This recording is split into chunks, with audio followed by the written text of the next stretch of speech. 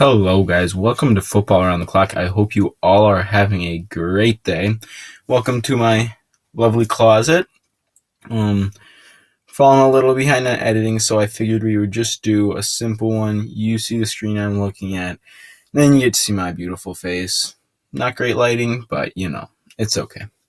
We're gonna be doing an update on what's going on in free agency. This is also going to include trades. I was just going to go over stuff today that happened today, but then I figured I might as well go over everything. So because of that, I'm not going to be able to get as in depth. It's just going to be more filling you in, telling you maybe a quick run over of what it was, and then move on. It's going to go team by team. This is going to be a longer video, but I'm going to try and make it as quick as I can. We're going to go team by team here, starting in the AFC East with the Buffalo Bills. For starters, they signed offensive tackle Darrell Williams to a 3-year contract worth $28.2 million. It says here there's nearly $14 million guaranteed. Darrell Williams, he's a good tackle, and I don't hate the deal. For the Bills, I think they were in a relatively good spot as far as cap goes. They're a good young team. They still got Josh Allen on a rookie contract, so it's really not too big of a deal to assign him to this contract, especially with it just really only being about $9 million per year. That's not a bad deal for Darrell Williams. He's not an elite tackle, but that's fine. And I'm already getting to taking too long each player. Next, we got guard John Feliciano. He signed a 3-year deal. I don't know the details of it. That's all I know. Solid guard. I don't know the details, so there's not much to say there. Next, we got linebacker Matt Milano, who agreed to a 4-year, $41.5 million contract with $21.5 million over the first 2 years. So it looks like they're kind of making this a little top heavy, just because eventually you're gonna have to sign Josh Allen to a contract. Now you're gonna say, "Oh, it's not that top heavy, it's pretty evenly split." Usually you like to pay them a little more the back half, so if you cut them, it's not as bad. But Matt Milano, that's a little less than I was actually expecting him to sign for. There were a lot of rumors for Detroit this offseason, but ends up sticking in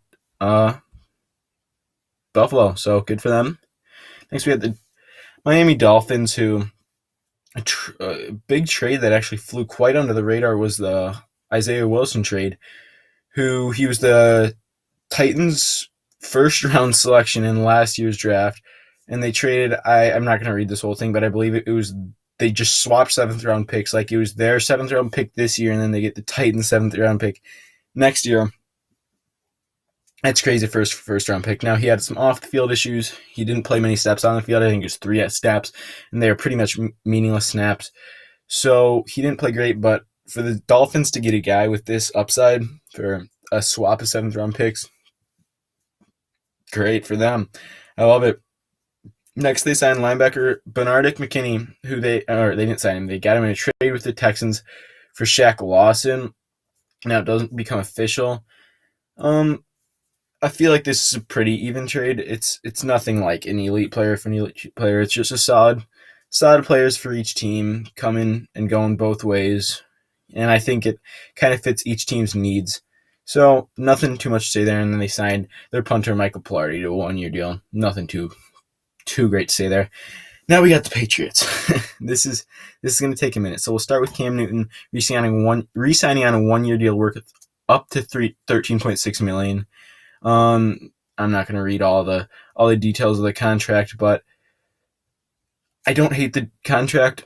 He's not an elite quarterback, but he's fine, and I think he's a guy that if they want to have him for another year, that's fine. But I think they do need to draft somebody. And in my quarterback rankings this year, which should be released soon, I had Justin Fields being a good fit for them. So, if they wanted to start Cam for a year and then have Justin Fields take over, I think that would be really good for them.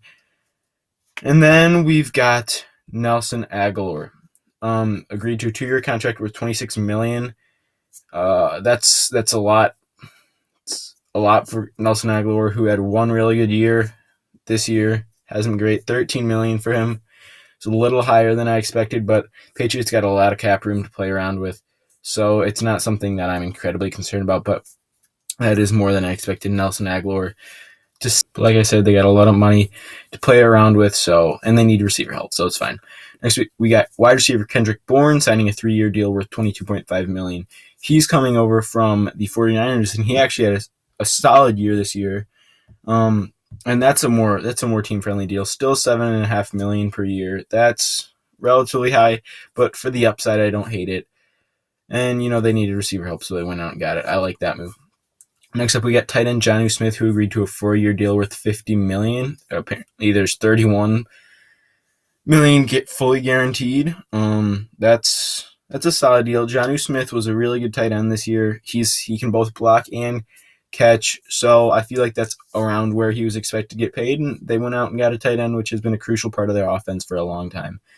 So yeah, good signing for them. And then a snag of a trade here when they traded for offensive tackle Trent Brown, and basically they just gave up a 5th-round pick, and then I think they got like a 7th-round pick back or something, which is crazy for Trent Brown, who is a great tackle. He's played for them in the past. They basically just took him back, and yeah, a really good trade for the Patriots here, shoring up that offensive line. Next up, we got Deatrich Wise Jr., who signed a 4-year contract worth up to $30 million, with $10 million guaranteed. Obviously, you can see there's not a ton of guaranteed money there, but there's for a 4-year contract worth $30 million. Deatrich Wise isn't going to be a star pass rusher or anything, but he'll be a solid depth rotation guy. Solid contract. Not much to say there. Next, we got defensive tackle Devon Godshaw, who agreed to a 2-year deal worth up to $16 million. That includes $9 million fully guaranteed. That's a solid amount of fully guaranteed money for a guy like Devon. Solid year, I believe. He's coming from the Dolphins. Again, not going to be a every play starter, but he can be a rotation guy and come in and play every once in a while. Then we got defensive lineman Henry Anderson, who is a 2-year, $7 million deal that has a max value of $11 million with incentives.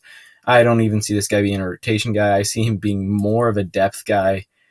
So I'm not a huge fan of that signing, but it's fine. And then we got linebacker Matt Judon, who agreed to a 4-year, $56 million. That includes $32 million over the first 2 years. Another more front-packed contract. But yeah, Matt Judon, linebacker, is a very good player. For about $14 million a year. That's probably around where he was expected to be signed. And Patriots, we got a lot of money. Again, just spending the money they have, and they're obviously not looking to be sitting around tanking for too long. So they're really making a lot of moves here, and we'll get to the last 2 moves so far with cornerback Justin Bethel, who re-signed on a 3-year, $6 million deal that has $2.75 million guaranteed, and some Pro Bowl incentives. Who knows? Will he make the Pro Bowl? Probably not. I like the deal for a cheap cornerback. Has some upside. I like it. 3-year, $6 million. That's very cheap. For a really solid corner, I mean, is he going to be quarterback 1? No, but they already have Stephon Gilmore and J.C. Jackson. They'll be fine. Finally, we got safety Jalen Mills, who signed a 4-year, $24 million contract. Solid deal. 4 years, $24 million. He's coming from the Eagles. I don't know. That's a solid deal. Only $6 million a year. I think that's pretty fair, about what was expected. But let's move on to the Jets, who has signed wide receiver Corey Davis to a 3-year, $37.5 million contract. Now, for a guy who was a pretty high draft pick a few years ago, took a while to come on the scene, but when he did, he played really well. I would consider him the number 2 on the Titans behind A.J. Brown, but he still played good football, I guess. I mean, there's not too much to say about it. He played good football, and $12.5 million a year is probably about what he expected. That's a good signing for the Jets, who need receiver help, and it's going to help Sam Darnold or whoever the quarterback is next year. We'll go to DN Carl Lawson, who signed a 3-year, $45 million deal with $30 million guaranteed. That's a lot of money for Carl Lawson. I'm not a huge. That's more than I was expecting to sign. $15 million a year. Carl Lawson's a good DN. I don't know if he's that good. I wouldn't put him in the elite pass rusher category, and for me, that's not necessarily worth it for me. But you do, you Jets. Next, we got linebacker Gerard Davis signing a 1-year, $7 million deal. Solid signing, maybe a little more, as he's not a star linebacker, but it's $7 million. It's fine. I wouldn't sign that, but again, it's not that big of a deal. And then safety Marcus Maye received the franchise tag a while ago. Great safety. But come on, just give the man his money. Sign him to a longer deal. And yeah, he's a good safety, and Franchise tag was expected if he didn't get a deal done, and they didn't, so they franchise tag. Solid move by the Jets, but come on, just give him his money. Next, I'll move to the Baltimore Ravens, who signed Kevin Zeitler to a 3-year deal worth $22 million with $16 million fully guaranteed. I like the deal. 3 years, $22 million. That's not terrible for a good guard. Is he an elite guard? I wouldn't say so, but he's a solid guard, and $7 million a year isn't that bad. Next, we'll move to defensive tackle Justin Ellis, who re-signed to a 1-year deal. I don't know details, not much to say. He's not anything big. So, yeah. Move on to the Bengals, who re-signed quarterback Brandon Allen to a 1-year contract. Don't know the details. It's not that big. He'll be a backup to Joe Burrow. Can step in play if need be. He's not going to do anything great. Solid deal, whatever. Defensive end Trey Hendrickson signing a 4-year, $60 million deal with $32 million in the first 2 years. 4 years, $60 million. Trey Hendrickson has been a very solid DM the past few years, and then this year kind of broke onto the scene with a very good year. 4 years, $60 million. 4 years, $60 million is probably about what was expected, and I think that's a fair deal. That's a solid deal for the Bengals, who need some pass rush help. Problem is, they're never a team that's really been willing to go out there and pay free agents a ton of money. So could this be their only big signing this year? Yes. Is that a problem? Yes. We'll see what they do in the draft, but a solid signing for that one. And then they re-signed long snapper Clark Harris to a 1-year contract. No offense, but who really cares about long snappers? Let's move on to the Cleveland Browns, who signed safety John Johnson to a 3-year, $33 million deal with $24 million guaranteed.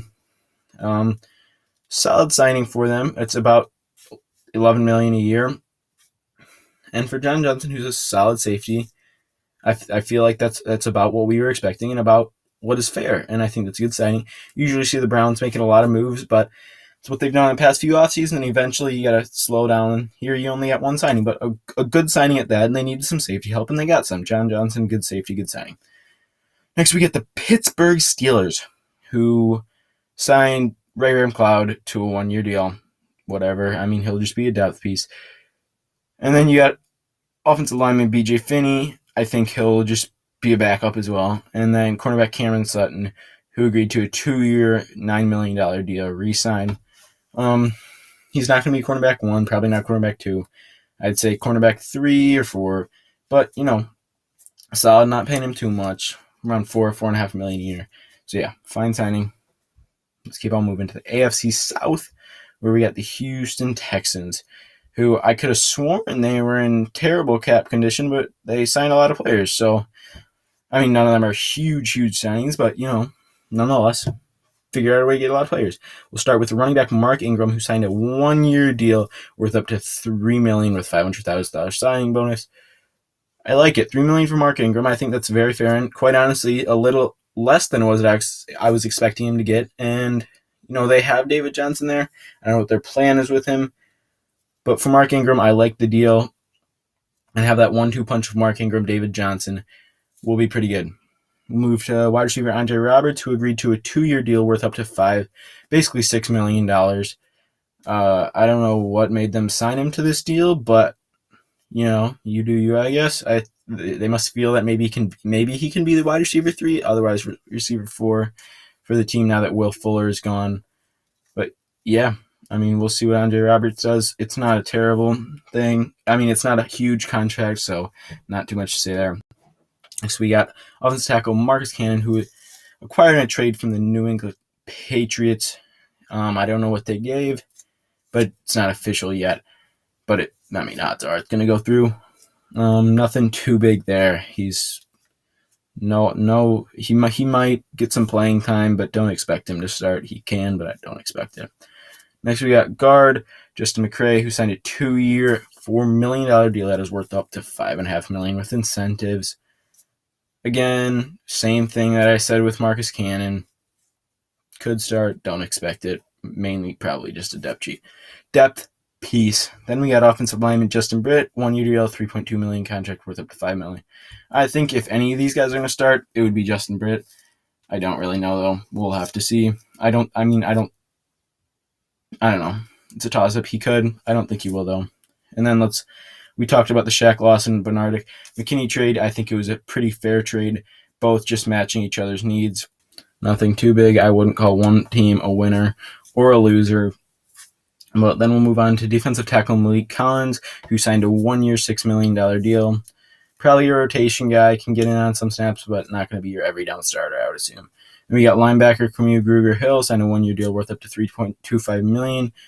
And then I'm going to do this also with linebacker Christian Kirksey, who signed a 1-year deal worth up to $4.5 million. I think both these guys could be guys that see the field. I see Kirksey being a guy that's more likely to see the field. And I mean, if Kirksey can stay healthy, he's worth more than $4.5 million. But is he going to stay healthy? Who knows? He never does. And then you got Kamu Grugier-Hill, who's solid. I wouldn't expect him to go in and get that starting job, but especially if Christian Kirksey goes down with an injury, then you'd see him get some playing time. Then we got cornerback Vernon Hargreaves III, signed on a 1-year deal. I'm assuming it's not too much money. I think it's a good signing. I like him. I mean, he's not a cornerback one or anything, but he's a solid depth corner. And then you got safety Terrence Brooks signing a 1-year, $2 million deal. Depth piece, not too much to talk about. Colts made a big trade. Talk about it in a second, but I'm surprised there aren't more moves here. They came in having a lot of cap space and a team that's really on the brink that could win a Super Bowl if they make a few more moves. But they got quarterback Carson Wentz, who was the trade from the Philadelphia Eagles. They traded, I think it was a second rounder and a third rounder, but that second rounder can become a first rounder depending on how Carson Wentz. I think it has with like 75% of snaps or something like that. I don't know. But good trade for them. The only thing is the cap hit, but otherwise, I think Carson Wentz has the potential to be a very good quarterback and possibly an elite quarterback in this league. Will he put it together? I don't know. Will he put it together enough to be an elite quarterback? I doubt it, but it's possible. I think he will be a good quarterback and a quarterback that if they make a few more moves could push this team to win a Super Bowl. So yeah, I like it from the Colts. Next up, we have the Jacksonville Jaguars, starting with Carlos Hyde, who signed a 2-year, $6 million contract. I mean, I don't know. Mark Ingram signed a $3 million deal per year. He signed a $3 million deal per year. I would take Mark Ingram rather than him, but it's fine. Nothing to sweat. Next up, we got wide receiver James Agnew, who signed a 3-year deal worth up to $21 million. I don't know what they see in James Agnew to pay him $7 million a year, but must be something. I don't like it, but whatever. Philip Dorsett signed with the Jaguars. Don't know any details. Philip Dorsett, I mean, it can't be anything too much, but who knows? Philip Dorsett, fine, whatever. Cam Robinson received the franchise tag. I don't think Cam Robinson was good enough. I don't think he was a franchise tag level player, but he's a good tackle. He'll start. He'll play solid football. Good, fine. Guard Tyler Shatley. Details not in the disclosed. Not too much to say there. Dewan Smoot re-signing on a 2-year deal worth $14 million. Again, $7 million a year. I don't see it in Dewan. Whatever you do, you Jacksonville. And then defensive tackle Roy Robert Harris, 3-year deal, $24.4 million, including $14 million guaranteed. Again, don't see it. About $8 million a year. I don't see it, but I mean, if you do, I guess it's fine. I just don't think the Jaguars are in a position to be dishing out contracts like this. I'd rather be taking chances on some guys and signing them to long-term deals rather than these kind of deals. I don't get it, but whatever. And then building around who you presumably are going to take first overall, Trevor Lawrence. I'd be getting him some more weapons. Outside of James Agnew and Philip Dorsett, I don't think that's it. I think building a strong O-line, I just don't see them doing that, and I don't know why. And then Rudy Ford, safety, 2-year, $4.2 million deal, whatever, depth piece, safety, fine. Next up, Titans, we've got offensive tackle Kendall Lamb, who 2-year contract worth up to $8.5 million. It's fine. I don't think he'll start or anything. I don't know too much about him, but I don't know if you pay a backup $4 million. I don't know too much about him as the team, so I don't know if he'll start or not. But Danico Autry signed a 3-year deal worth up to $21 million, $9 million guaranteed. I don't think Danico Autry's worth $7 million a year, but you know, I don't get it. But I guess that's fine. I think he's a guy that could be cut in a few after this year to save some cap. But you know, who knows? He could break out. We'll see. Then you got linebacker Bud Dupree, who signed a 5-year, $85 million contract, but only $35 million guaranteed. That's it's a big contract, but Bud Dupree's a big time player. So I can't say I'm necessarily surprised he signed this big. I'm happy for him. He's a very good player when healthy, and could he be worth 17 million a year? Easily, easily over the next 5 years. Will he be? I don't know. So I would have liked something a little lower, but it's not something I hate at all. For the Titans, who are also in contention for a Super Bowl, that's a move that I don't hate. If there was a team that was far out from a Super Bowl or something like that, maybe fine. But pushing for a position in need, player like that, I get it. So we got the Denver Broncos, who signed defensive tackle Shelby Harris to a 3-year, $27 million deal, $15 million guaranteed. I like it. Shelby Harris is a guy that I think is worth the money. And for a Broncos team that I think is underrated, when healthy, I think they can be a good team. It's only $9 million a year, and I like the deal for Shelby Harris. Next up, we got safety Justin Simmons, who got the franchise tag. This is a player that was worth the franchise tag. They gave it to him. I mean, again, I think just give the guy his money. He's a good safety. He deserves it. Maybe he doesn't want to be in Denver. Maybe they are giving good offers. I don't know. But next up, we got cornerback Ronald Darby, who agreed to a 3-year, $30 million deal with almost $20 million fully guaranteed. That's a lot of money for Ronald Darby, especially the guaranteed money. I don't know. I would like somewhere closer, like $7 million, $8 million, but I don't hate it. It's a fine move. I think cornerbacks are very important. So if you overpay a little for a good corner, I don't hate it. So we got the Kansas City Chiefs, who recently cut their 2 starting tackles. So getting offensive line pieces was important. They didn't sign a tackle though. They signed a guard in Joe Thuney, who's very good. Don't get me wrong, he's a very good guard. But I don't know who are they gonna move one of their guys over to tackle? I don't know. Do they think Thuney can play tackle? Who knows? But $80 million, which is 5-year $80 million, $16 million a year, 32 and a half of that is fully guaranteed. There's some other stuff in there, but essentially they're paying a good guard a lot of money, and for a team like the Chiefs, who are going to have to, who are either right now or are going to have to pay a lot of very good young players. I understand. I don't know where they're getting all this cap room to sign him to a 5-year, $80 million contract, but I guess they are, so good for them. I like the signing. I think they need to do more to shore up that offensive line for Patrick Mahomes. With all the weapons he has around him, I think it'll be a waste to not shore up that offensive line for him. But,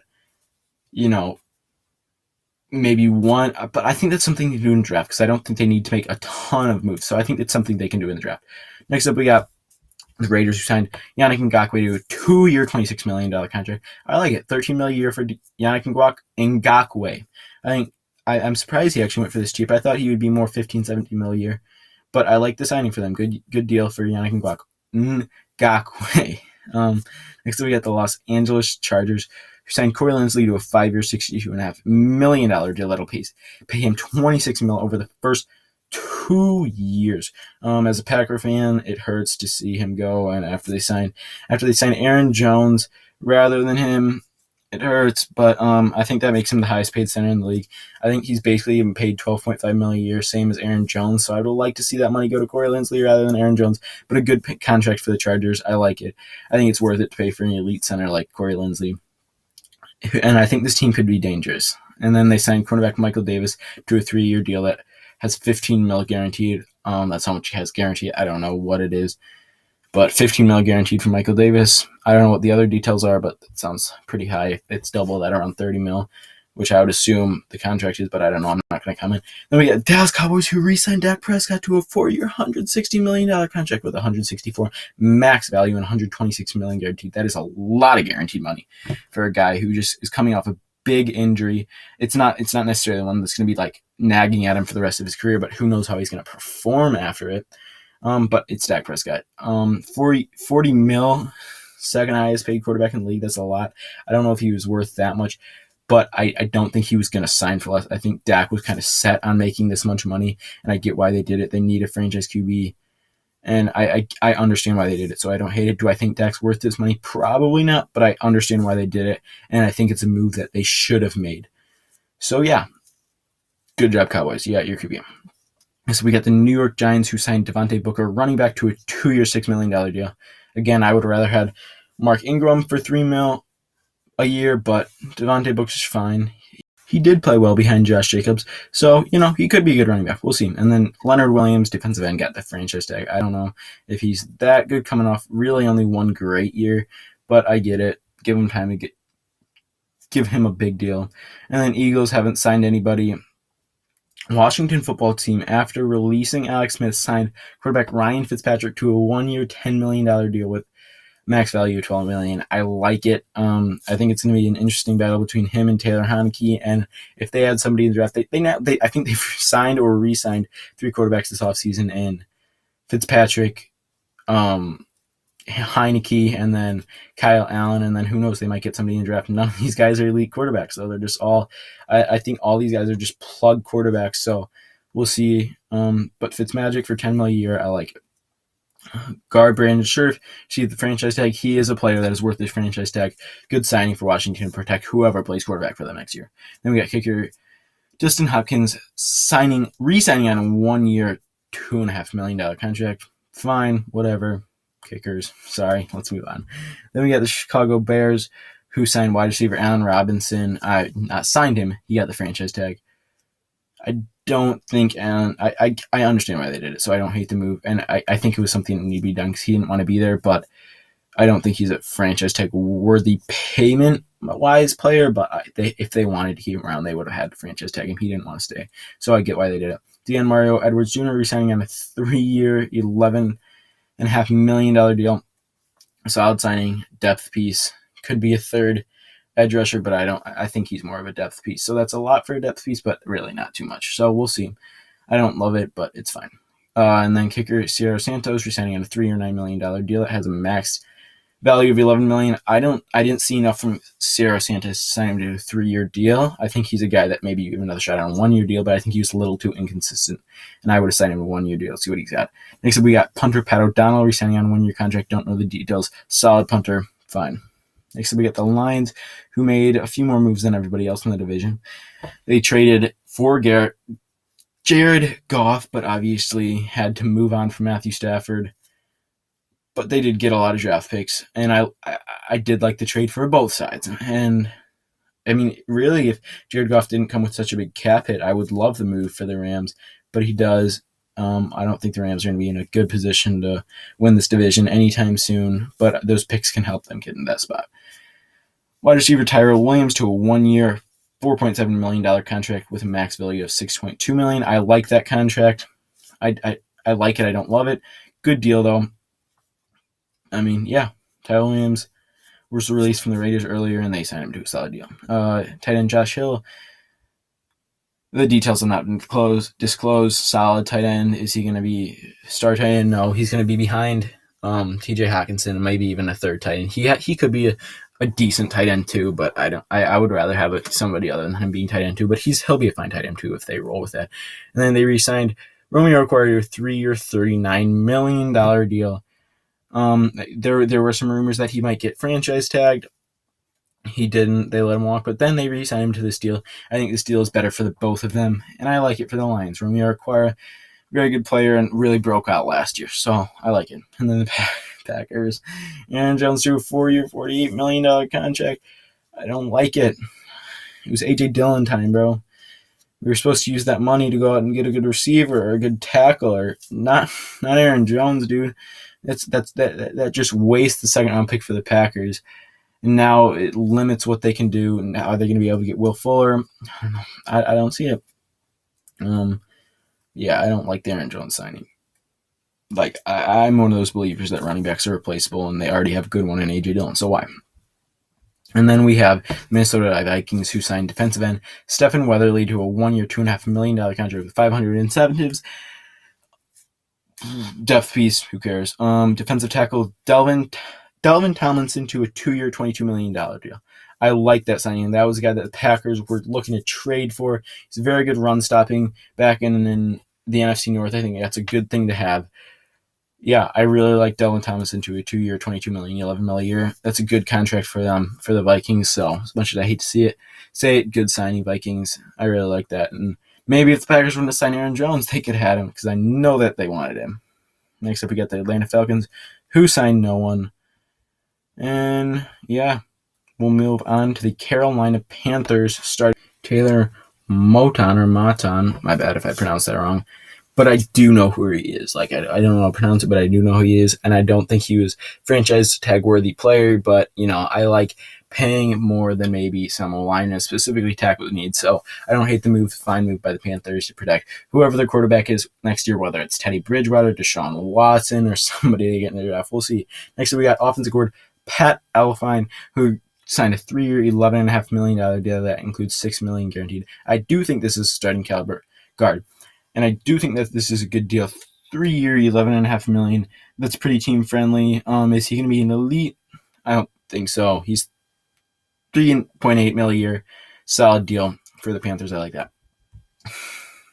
New Orleans Saints. I don't like the Saints, but re-signing Jameis Winston to a 1-year deal with only $5.5 million guaranteed.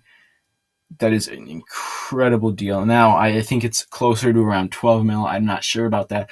I think the deal's around $12 million, but I still love it. I really think Jameis Winston is underrated. It's going to break out this year. So it's a really good deal for the Saints, who have somehow worked their way out of cap hell.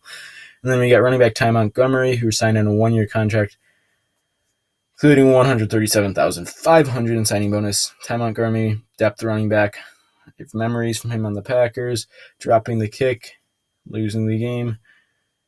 Should have taken the knee, but whatever. And then he got traded weeks later. Or released. I can't remember which one, but I think he was traded. And so, whatever. Depth piece, but solid deal. Offensive lineman James Hurst, 3-year deal. Don't know the details. I'm not going to comment. James Hurst, I think he's a starting lineman. I can't for sure that, but yeah, solid deal. And then we got Marcus Williams, who received the franchise tag. Now, this is the guy who I believe missed the tackle in the Minnesota Miracle, but he has been flying under the radar and he's been playing very good football. And I think he is a guy that might be deserving of the franchise tag. Then we got the Buccaneers, who reigning Super Bowl champs and have been managing to bring back the great majority of their players, starting with Chris Godwin, who got the franchise tag.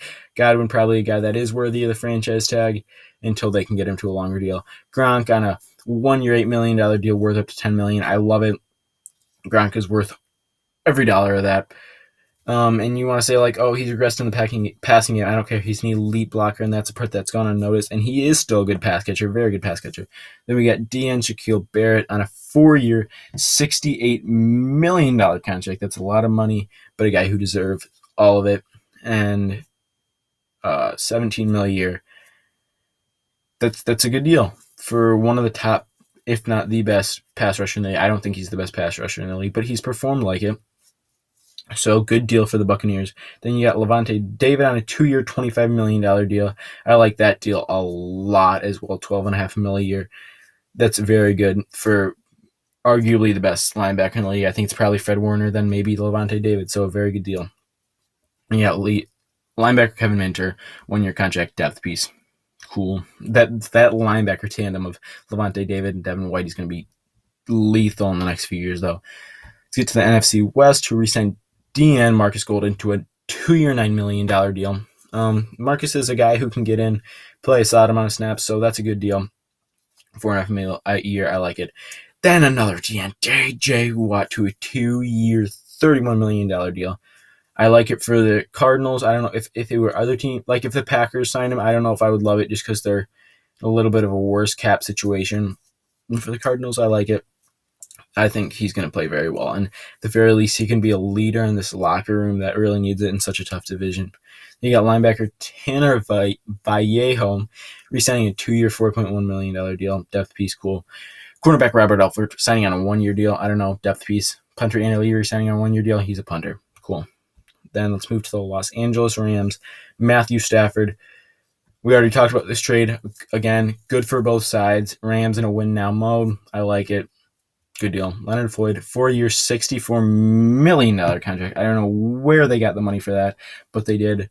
$16 million a year for him. Might be a slight overpay, but again, win-now mode. I understand why they did it. And then you got fullback Kyle Juszczyk for the San Francisco 49ers, signing a 5-year, $27 million deal that I believe will take him to he's 34 years old. It's a lot of money for a fullback, but he's the best one to do it. So $5 million a year, I like it. Good signing for a team that really does utilize the fullback. Next up, we got linebacker Samson Ebukam. Sorry if I messed up your name. But he signed a 2-year, $12 million deal. It has a max value of $13.5 million. I don't think he's worth $6 million a year. He's a solid linebacker. Not $6 million a year linebacker to me, though. Yeah, let's move on. Cornerback Emmanuel Mosley signing a 2-year contract worth up to $10 million. $5 million a year for Emmanuel Mosley. I like it. It's a solid deal. I don't think it's like a steal or anything, but I don't think it's a bad deal. I think it's a solid deal. Then Jason Verrett saying on a 1-year deal, which has a $5.5 million base salary. I really like that deal for the 49ers. I think he could end up being very good for them. And just for $5.5 million, I like paying cornerbacks, and that's a great signing for them. And then the Seahawks signed nobody. So that should wrap it up for this video. I appreciate those of you who stuck around to the end, and even those who left early, who aren't seeing this. I appreciate you just clicking on the video and watching even the slightest bit. If you enjoyed it, please do like and consider subscribing. It would mean a lot. I might put out one of these tomorrow, and like I said, my NFL draft quarterback rankings video has been made and just waiting editing, so that should be coming out relatively soon, and we'll get to the running backs and receivers and all that stuff. But yeah, a lot of cool signings, trades, fun stuff, and I'll see you guys later. Again, please like and subscribe. It means a lot. But thank you guys for watching. Until I see you next time, have a good one, folks. See ya.